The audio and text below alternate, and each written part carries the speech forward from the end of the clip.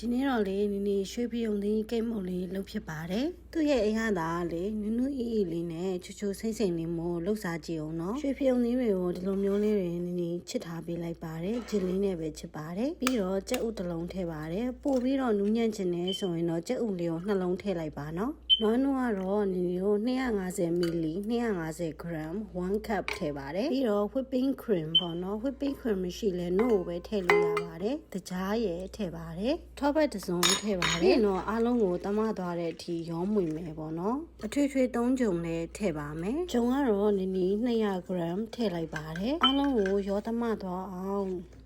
ချိန်လေးယူပြီးတဲ့အခါကျတော့မှမှွေပေးလိုက်ပါမယ်เนาะခဲဒီလိုမျိုးလေးပြစ်ပြစ်နဲ့လေးပေါ့เนาะအရင်ကြဲကြဲဖြစ်နေလို့မရပါဘူးဒီလိုလေးပြစ်ပြစ်နဲ့လေးဖြစ်နေမှာပါရှင်ပြီးရင်တော့ဖုတ်မဲ့ဘန်းလေးတွေကိုထည့်လိုက်ပါမယ်ပြီးရင်တော့အခုချိန်350ပေးထားတဲ့ oven ထဲမှာထည့်ပြီးတော့ဖုတ်ပါမယ်เนาะ chocolate chips လေးတွေကိုလည်းအပေါ်ကနေပြီးတဲ့အခါကျတော့မှတင်လိုက်ပါတယ်ခဲဒါဆိုရင်တော့မုတ်လေးဖုတ်ပြီးပါပြီအထဲထဲမှာဆိုရင်သူကဆွတ်ဆွတ်အေးအေးလေးနဲ့တော်တော်လေးကိုစားလို့ကောင်းပါတယ်တကြားကလည်းအရင်အများကြီးမထည့်ထားတော့အရင်ချိုဤစိတ်မနေဘူးပေါ့နော်ရွှေပြုံလေးဒါမှမဟုတ်ရင်မုံလာဥနီကိုချစ်ပြီးတော့ဒီလိုမျိုးလေးကိတ်မုံလေးလုပ်လို့ရပါတယ်နော်